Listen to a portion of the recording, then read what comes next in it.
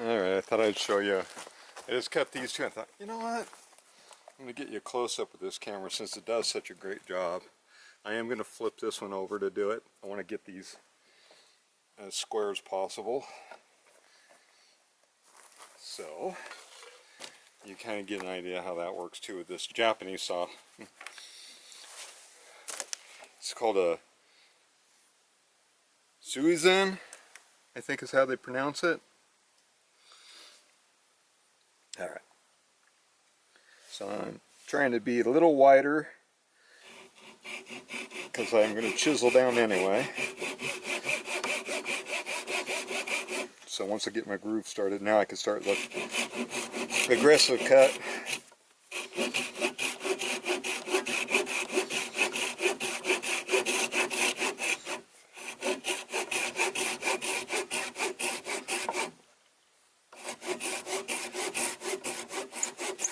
And I'm doing this so I can make sure I'm as straight as possible anyway. But cut into that line again. I'm using the growth rings.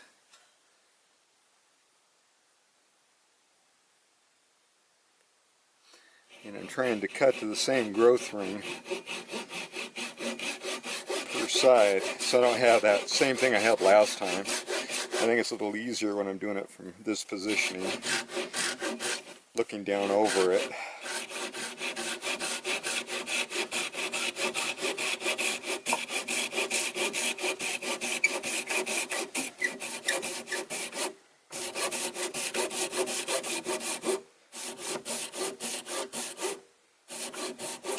Okay. Now we're at a point that I can start cutting this off.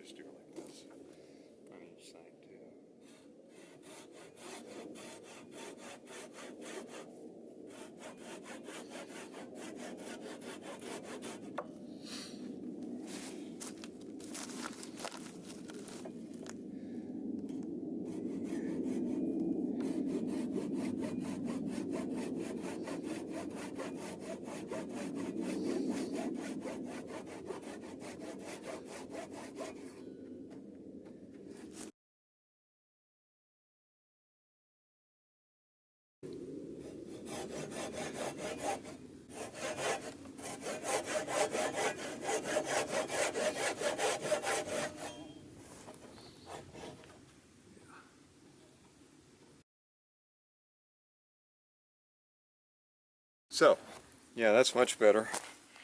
Much more central all the way around. My square is more centralized. So yeah, that's working out just dandy. So, just to sort of take that off a little bit. So when I use the chisel, it's a little easier to work with, hopefully.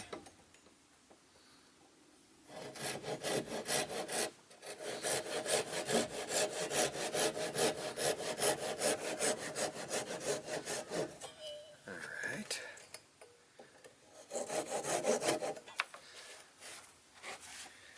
I'm just going to turn it over every time just to be able to see and be accurate, as accurate as I possibly can anyway.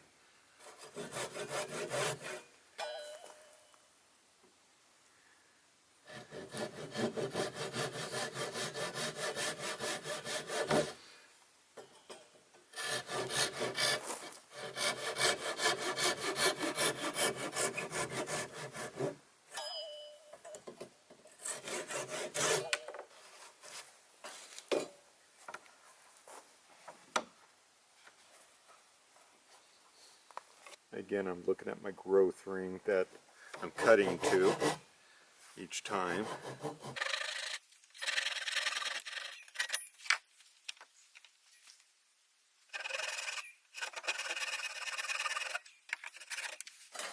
Alright, so there she is. And we're back at that same old scenario here.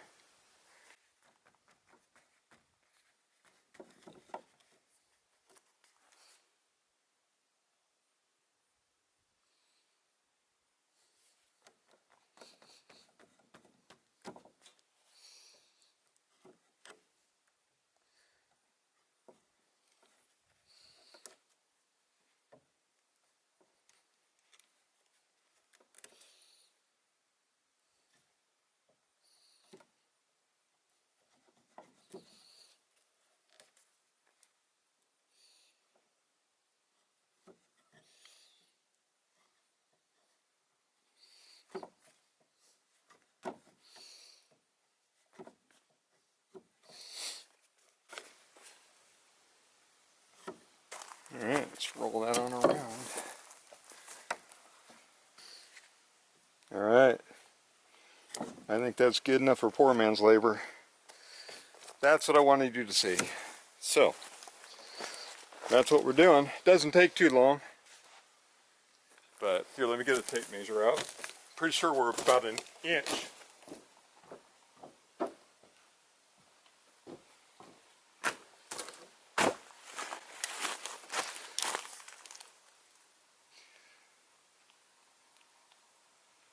Just a hair over an inch. So that gives me room to round it out. I mean, it's maybe an 1/8 of an inch overall diameter. So I got a little on each side to round this out perfectly. We're at 1.25 inches. I could have went in further. That's okay. I wanted to be an 1.5 inches, but not necessary. So I'm going to move on to the next one, and then the next one. I got to do that 10 times.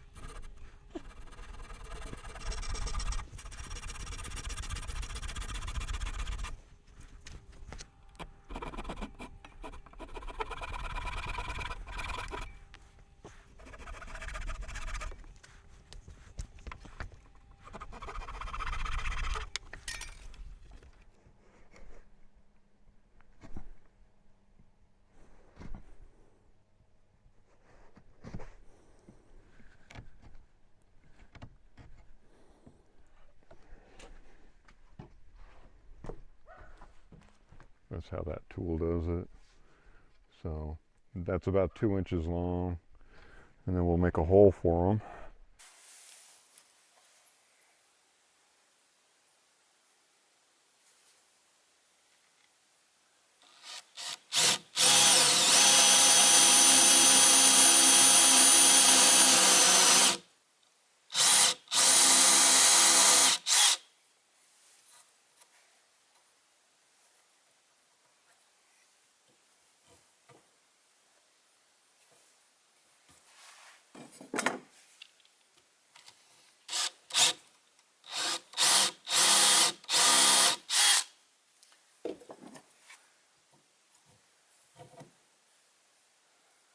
Just trying to get it near 1.5 inches in. I'm going every 10 inches here.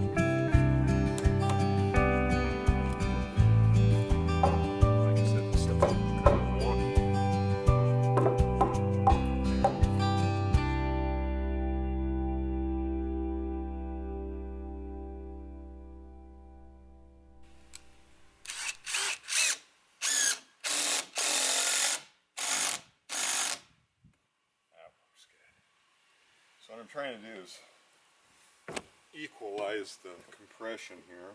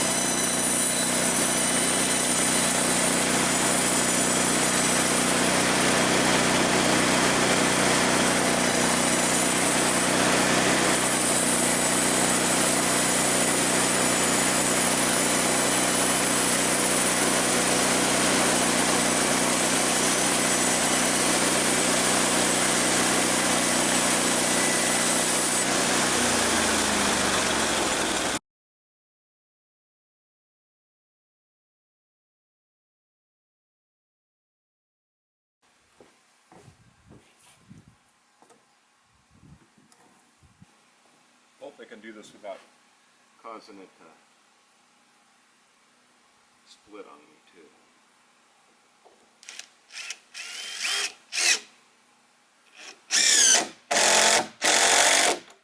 Yeah, happens here.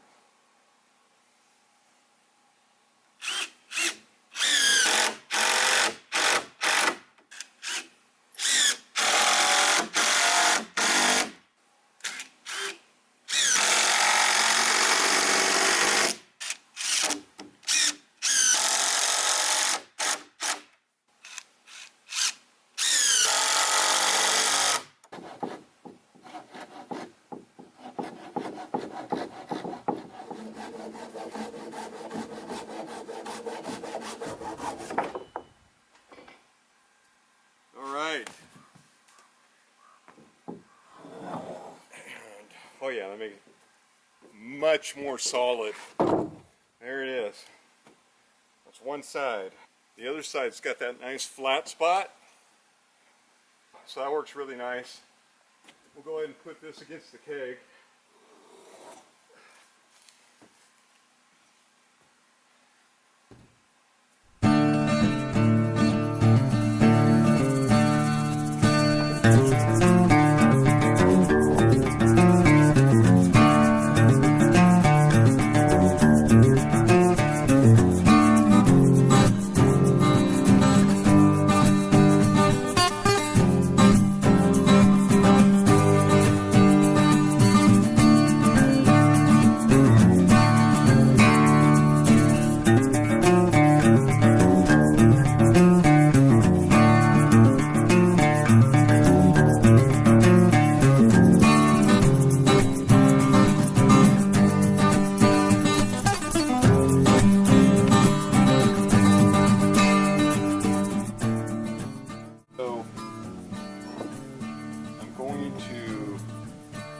Notch these down just a touch, not much. I'm going to do these a little different than the last ones. The other ones I do this way. These ones I'm going to set up this way. This is what they're meant to be anyways, because the whole square. So what I need to do is just get it level. So I'll just do a small notch. Same thing over there, I'm sure. Let me go ahead and grab my saw. See where I want this. I think I'm trying to center this hole right here. So that's where I'm going to cut.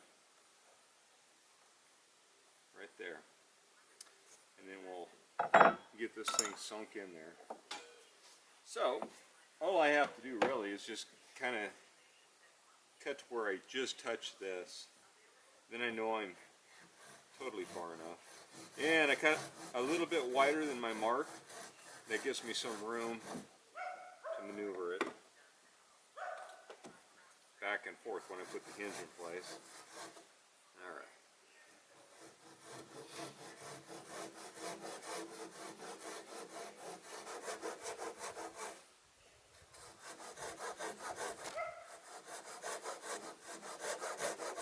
Alright, that's probably good enough.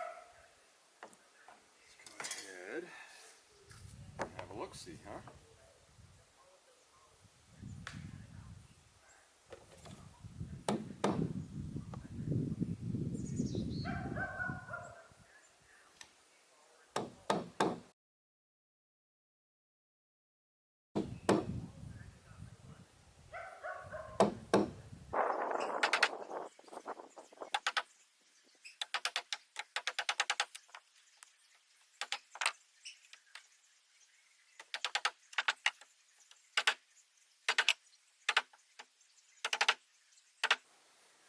basically I'm trying to countersink it a little bit, which would be really neat.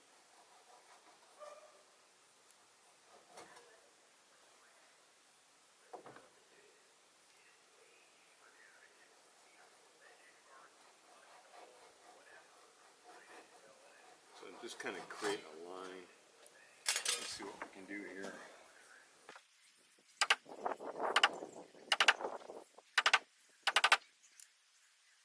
So I'm going to make it about 1 inch wide so that I can set the hinge down countersunk. Get a little more central positioning for the pivot point.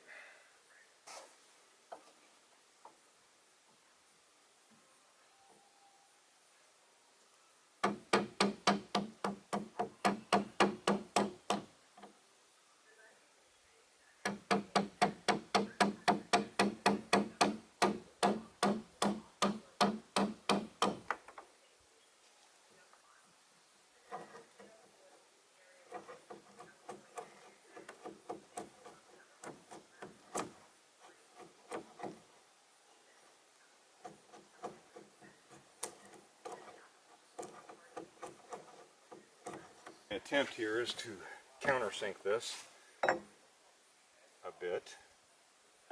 I may just go this way still, which will be a little less countersinking then.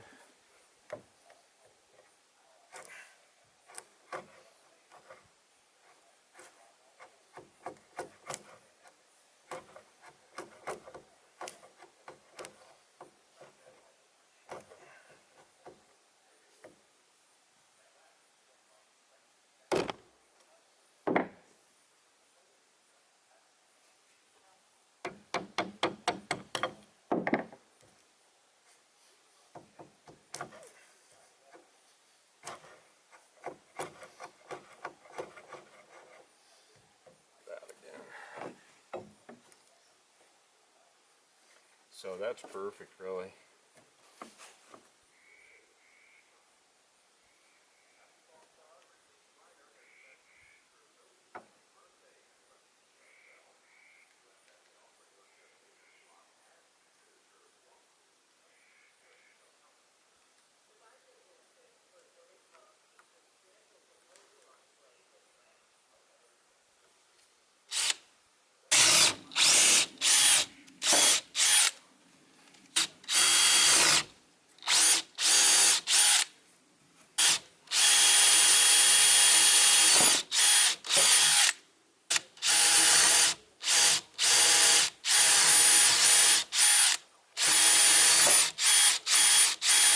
Like the last one that I didn't have on camera.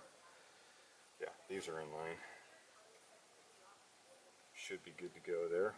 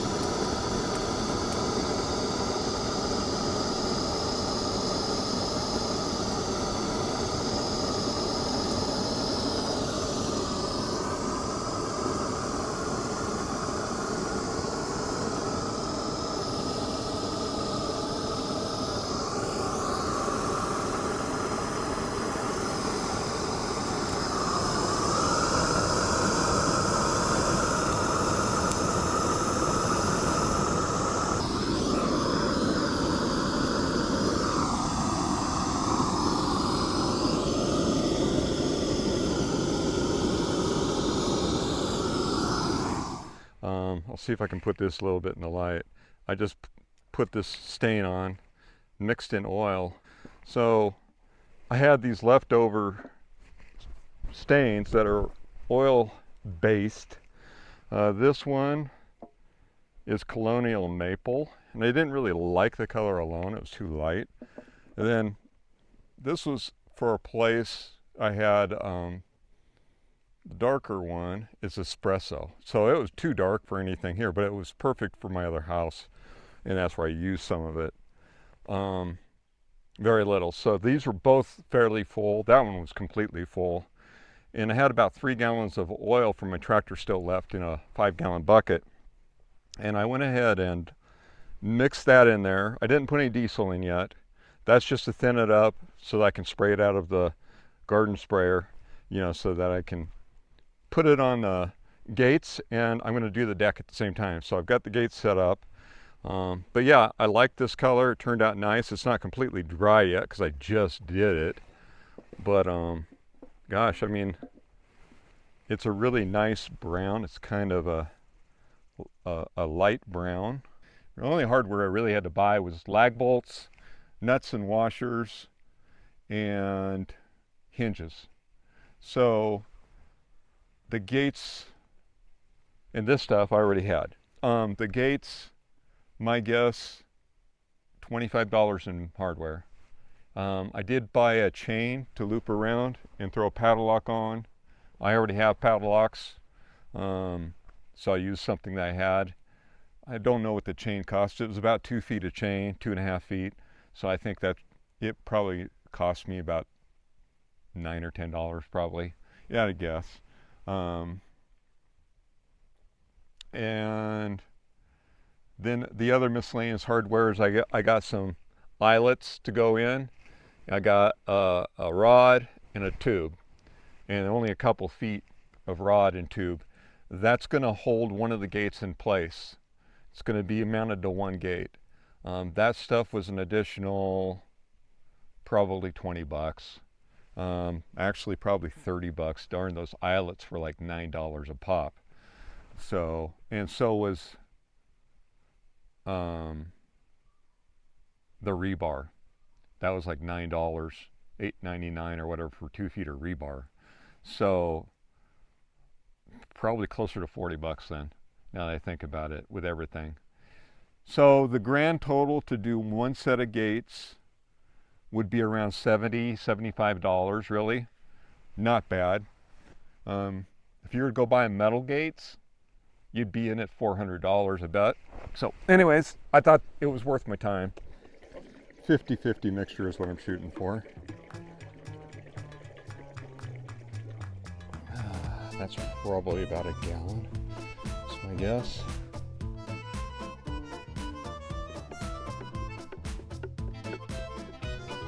All right, put that there. See if I can't drop a little bit in here without spilling.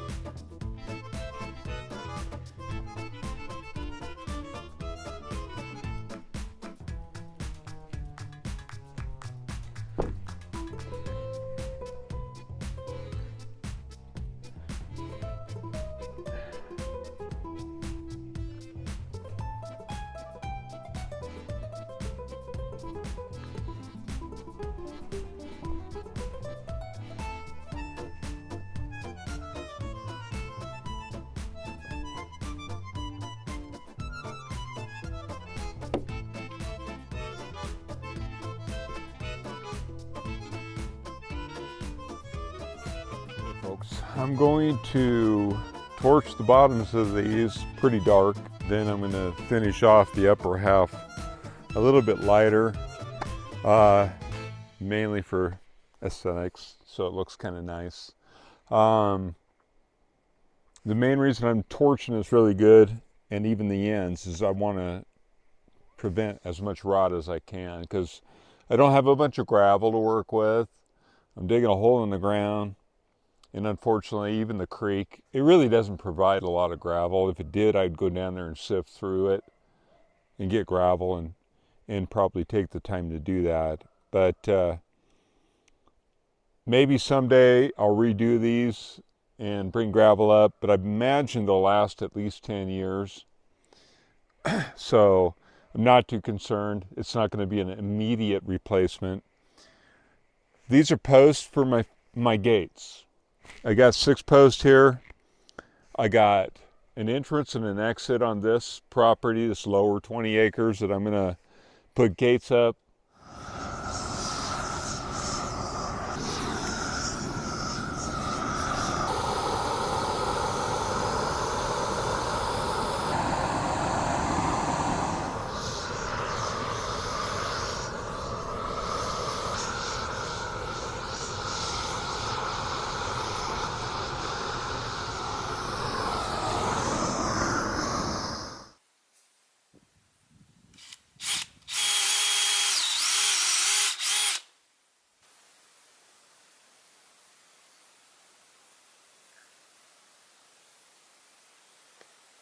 What I'll do is I go off the center point of this thing and measure on up. And I'm just going to put them both the same.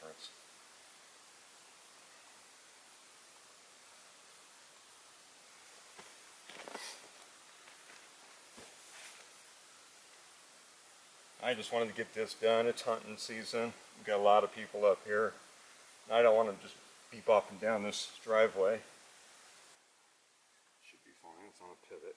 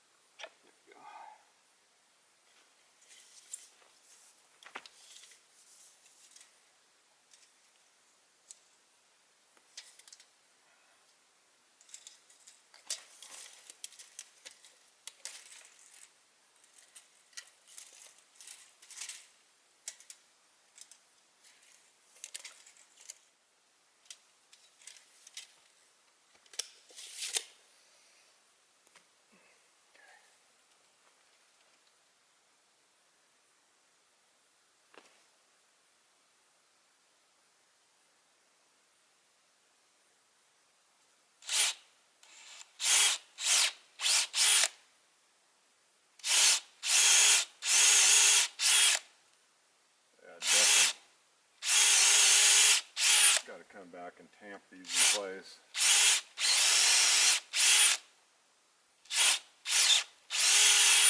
There we go. So that's it for the moment. I got to go down there and get that stuff and then start packing up stuff.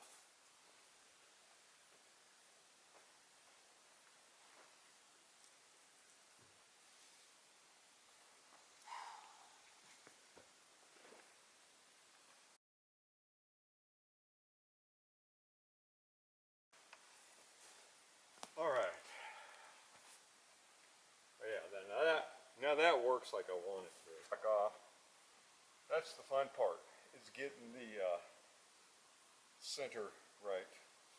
So we'll see how that works over here. And again, I want to do it from this side because I can see the hinges much better from the side that they're bolted on. So I apologize again. Same thing, same scenario.